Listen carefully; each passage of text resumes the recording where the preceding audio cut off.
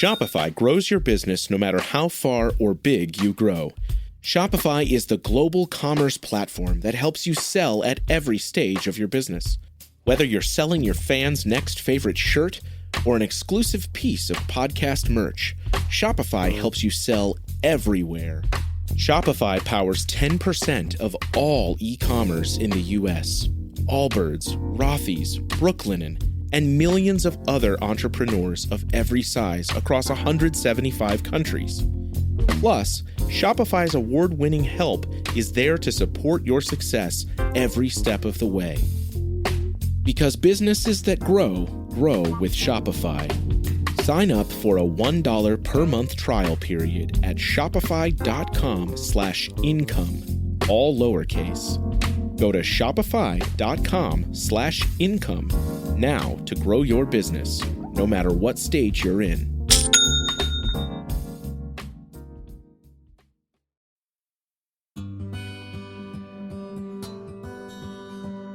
Let's go on a training run.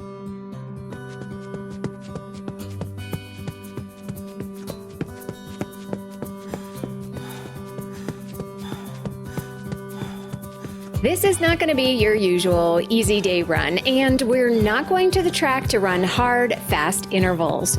We're going on a tempo run.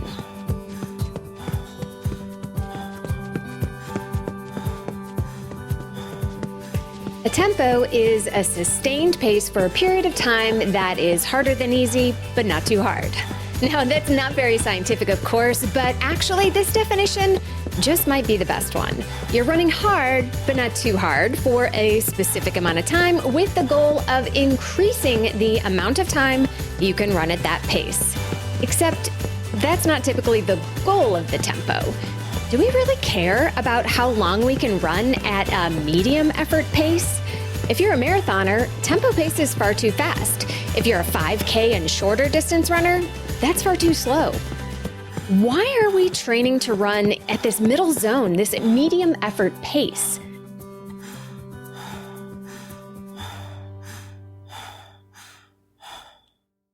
To find out the answer, we're going to have to go all the way to Norway.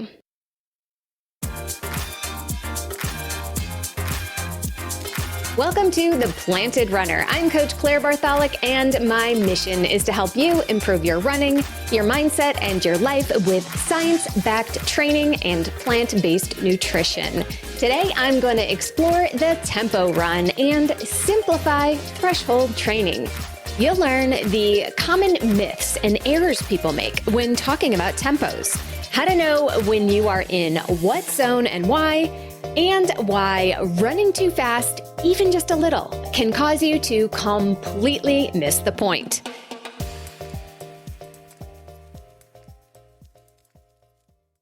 And what does Norway have to do with all of this? I'll explain that too. Don't forget to listen all the way to the end of the episode for another Mental Strength Minute. Fortify your mind in 60 seconds or less.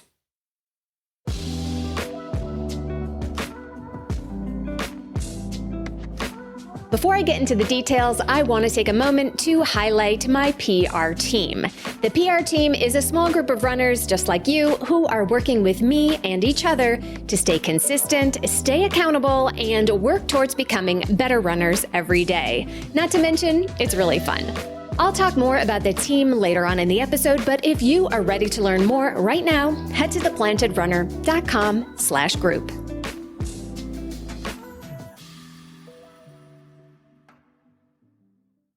There are three main phases of intensity when it comes to running that all play a key role in determining what adaptations and benefits you're getting on the run. Let's get super simple here and call them low, medium, and high intensity. Those are the zones you do all your running in. In between those zones are invisible lines or thresholds. When you cross one of those lines, you've crossed a threshold into the next zone.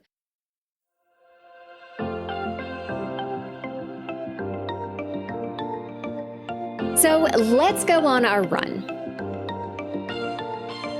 Not too easy and not too hard, but somewhere in the middle, called a tempo or a threshold run. At the beginning of your run, you're in the low intensity zone because you've just started. There's plenty of oxygen to make the chemical reactions which make energy to move your muscles. This is the aerobic zone, which means with oxygen. Your aerobic system is the main energy system used in long distance running, so you'll want to develop it well to get better at endurance running. As you run longer and/or faster, you will come to a point where there won't be enough oxygen to power the metabolic process of creating energy. The run will start to feel more challenging. This means you are coming up to the first threshold, which is called the aerobic threshold. This is the point where your anaerobic energy system starts to contribute a bit more to your total energy production. Aerobic energy production is still very dominant, but the more metabolically expensive anaerobic system has to kick into gear. This is also when lactate starts to dramatically rise. Before we go any further on our run, let's get just a little bit into the science of lactate and clear up some confusion. Lactic acid and lactate are sometimes used interchangeably, which is incorrect. Our bodies produce lactate. Lactic acid is the joining of lactate with a hydrogen ion. Lactate is not a toxin, a poison, or a waste product. It's actually a key source of energy during exercise. Its production is an indicator of fatigue, and you'll certainly slow down if you produce it too quickly, but it is not the main cause. There's actually some fascinating new research that shows that lactate helps brain function during exercise and helps increase mitochondria in our muscles, which are the main powerhouses of creating energy.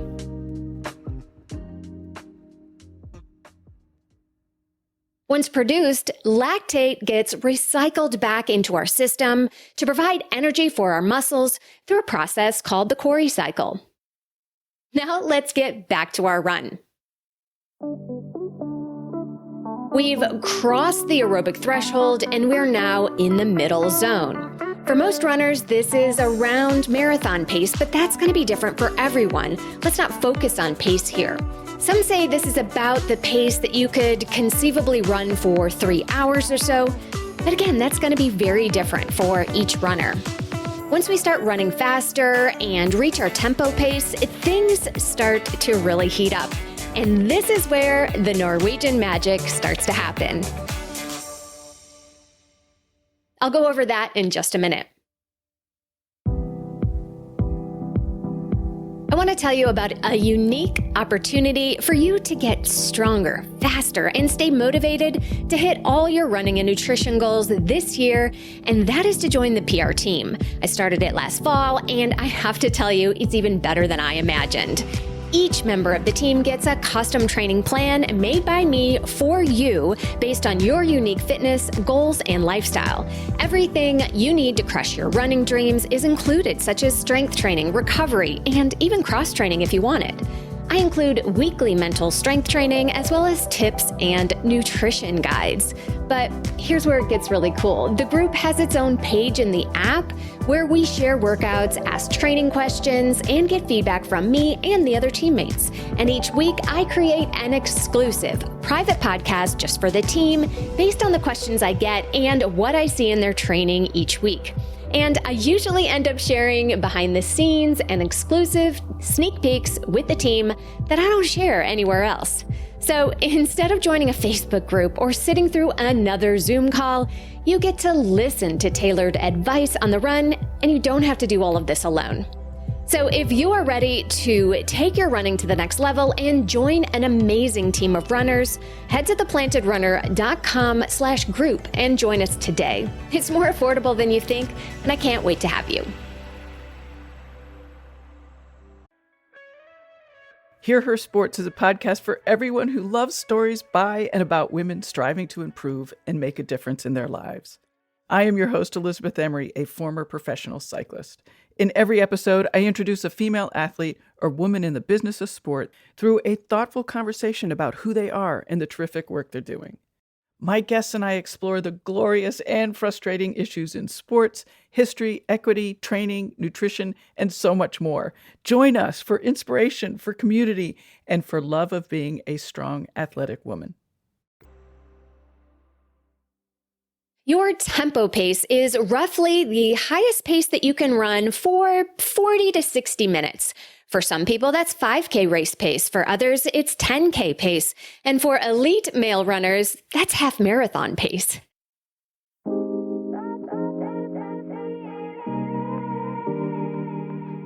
But your body doesn't understand pace. It only knows that demand for energy is starting to rise faster than it can efficiently produce it. During your tempo run, lactate is rising in your bloodstream. Your demand for oxygen is increasing, so you start to breathe harder. Soon, the lactate recycling process gets overwhelmed, the aerobic system starts to get overloaded, and the anaerobic system begins to dominate. You've just crossed the lactate or anaerobic threshold. All running after this point will become high intensity regardless of pace, and your run will very quickly come to an end.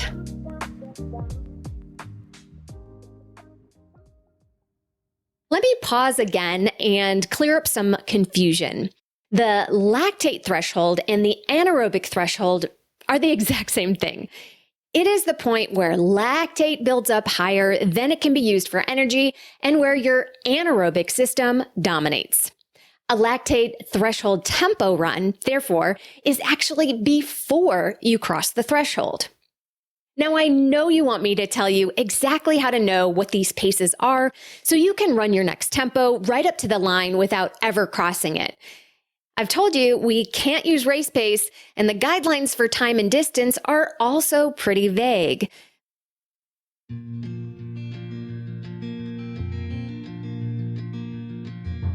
But there is a way to get it perfectly accurate. I'm just not sure that you're going to like it. And this is where we finally get to Norway. Jakob Ingebrigtsen is one of the most talented middle to long distance runners ever to walk the planet. At only 22 years old, he holds world records and Olympic records in the 1500 meters, and his training curiously includes lots of lactate threshold training. In fact, he rarely trains at race pace. This is because he knows that running fast has limited use in training because you can't do it for very long or very often. What he trains for is to push his lactate threshold farther and farther back so he can use all that lactate for fuel. And to precisely pinpoint these lactate levels, he runs on a treadmill while getting his blood drawn and analyzed. Not something most runners are going to be doing anytime soon. For the rest of us, understanding thresholds is incredibly helpful if you want to improve your running. You want to make all of these metabolic processes happen as efficiently as possible, so you don't lose speed, but rather gain an important energy resource. In other words, your goal is not to run as fast as possible to get faster. Your goal is to move your thresholds further and further away. If you run too fast in your tempo, you will build up more lactate than you can recycle into energy, and you will not train your body to get better at it. Your system will be flooded and you'll slow down. If you run too slow, you won't build up enough lactate to challenge this process. You might feel like you've had a good run, but you're not making significant improvements to your lactate threshold. If you get it just right, you're just on the line of too much and not enough, and that is how you improve.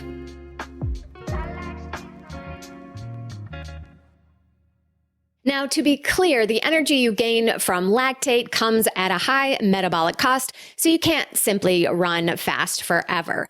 But eventually, you'll be able to run faster no matter what your race distance.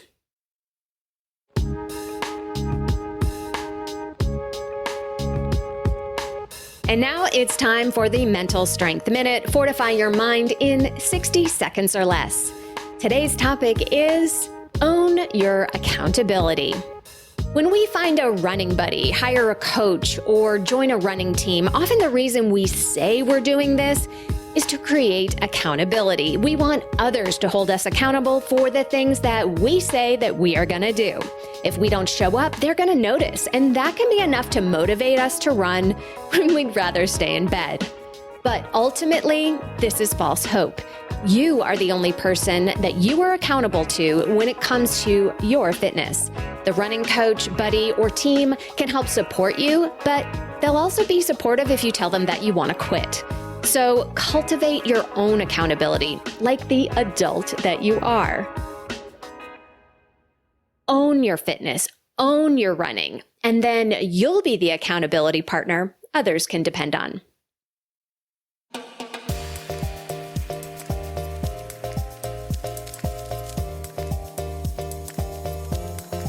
Thank you for listening or watching The Planted Runner. Don't forget that you can win a copy of my book for leaving an Apple Podcast review, so be sure to write yours right after your run today. Reviews are the #1 way to boost this show's reach, and it's a great way to tell me what you'd like to hear next, because I read every single one. Have a great run today.